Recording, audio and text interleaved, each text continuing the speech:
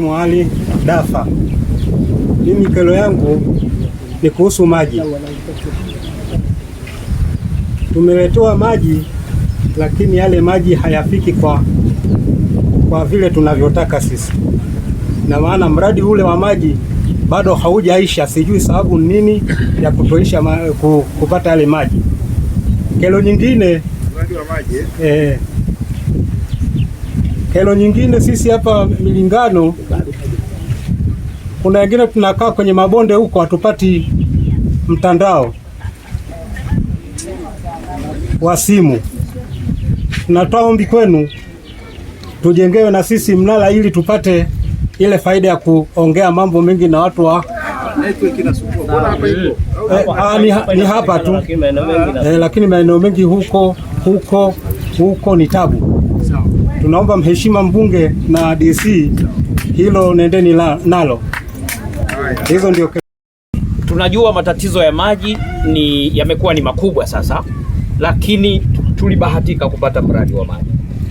Lakini ule mradi wa maji pia kwa shida hizi unazoziona haukusimamiwa vizuri, kwa sababu kile chanzo badala ya kutega juu ambapo pana maji mengi, watu wametega chini, maana yake tumepigwa.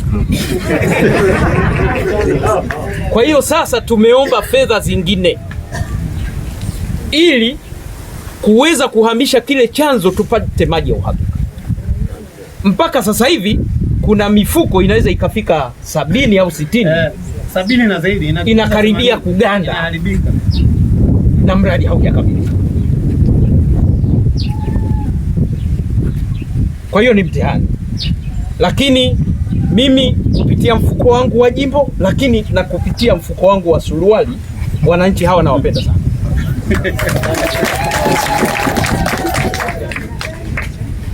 Kuna watu nadhani mliona wakitathmini maeneo gani tuchimbe visima. Ule sio mfuko wa jimbo, ni mfuko wa suruali ya mbunge, kwa sababu anajua amezaliwa hapa. Mheshimiwa DC, hapa kuna barabara kuanzia hapa mjini mpaka bonde ambalo wanalima sana na wanalitegemea ni kilomita 16.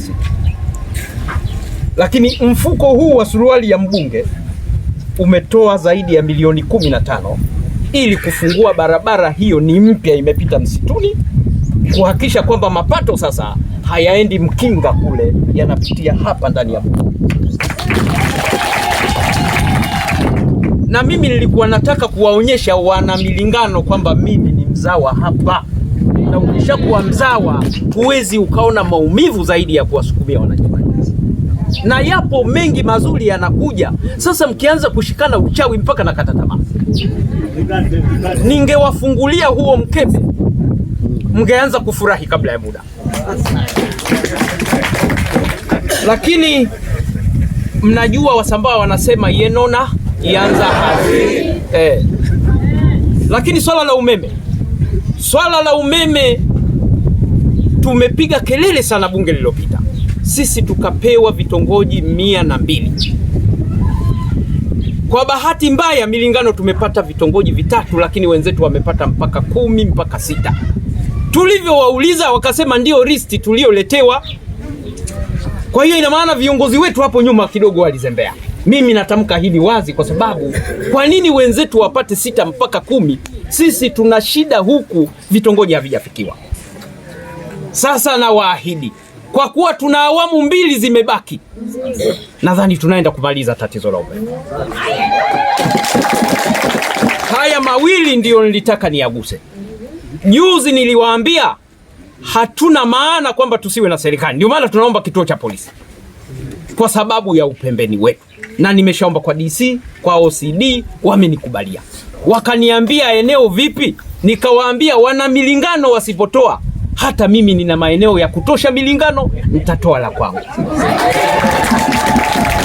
Lakini naamini mtatoa.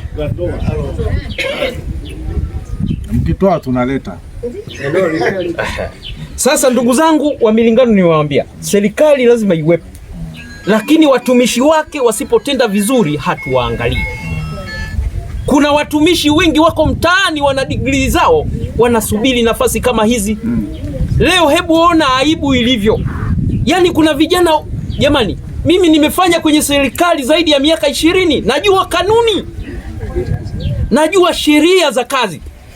Unamkuta mtu ni mtendaji wa kata, unasikia DC anakuja eti hupo, kiongozi wako hajui.